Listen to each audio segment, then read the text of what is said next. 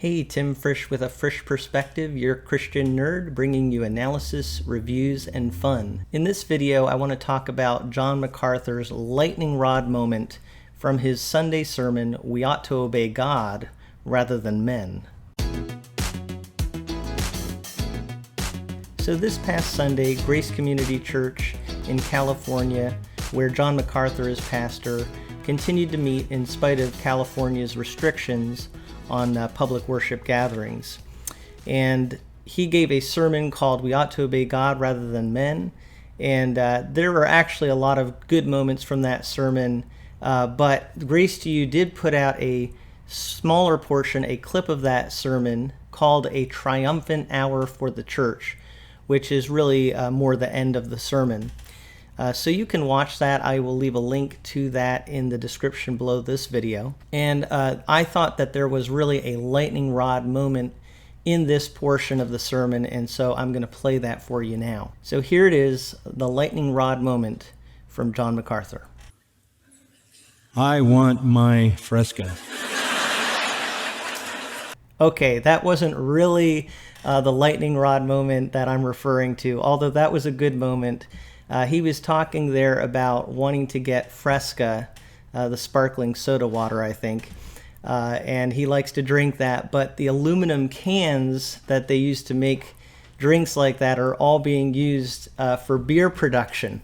And so he's not able to get his Fresca because bars are closed and a lot of the companies are producing more beer, I guess, so he can't get his Fresca. So that was an interesting moment, but he's actually in this part of the sermon talking about his church's choice to remain open and what they see as some of the problems in their state of California in regard to how the government is handling the COVID-19 situation. And he really makes some good points here, but especially on this point, I do want to play what I think is a lightning rod moment. So here it really is, the lightning rod moment from the sermon. But here's the real issue. You know what the great killer in California is? I'll tell you what it is. The most deadly force in this state is death by medical people who do abortions. And I will give you the statistics of this state. 364 abortions a day. About 1 in 4 pregnancies in California ends in abortion. Let me tell you something. Death by abortion outstrips every other kind of death. You could take all the cancer deaths and all the heart disease deaths, put them together, and they don't come to the killing of children in the womb. There's no moral high ground among leaders in this state. So this, for me, was part of the sermon that I just thought was extremely powerful and made a very important point. We do have to acknowledge that it is undeniable that right now in our culture, the greatest threat to human life is abortion. And while our culture and governments are dealing with the threat of the pandemic and people are having a lot of different views and discussion and even arguments about it, we can't deny that abortion can't be left out of the picture. I mean, we're so worried about human life, we say, and we're so worried about people contracting disease and how many people could possibly die. But the statistics that he brings up here really speak to, in California, he's talking about 1 in 4 pregnancies ending in abortion. That is a very high death rate. And we are dealing with that in our culture right now, and we have been for a long time. So as we think about COVID-19, and yes, we should be concerned about life, I think it's absolutely appropriate and really wonderful that he brought up the issue of abortion. Now, I know abortion is a heated, hot-button topic. People have very passionate views about it. And one of the things that people will say is, aren't pro-life people only concerned about the baby that is in the womb, and then once it's born, they don't really care what happens? And they try to make that point. And I will say, I do think we should be concerned not only about the unborn child's life, but the entire life of children from the time that they're born onward. So absolutely. And I want to say this personally. I've talked about it before, that my wife and I adopted a child. Our youngest child is adopted. She's just an amazing girl.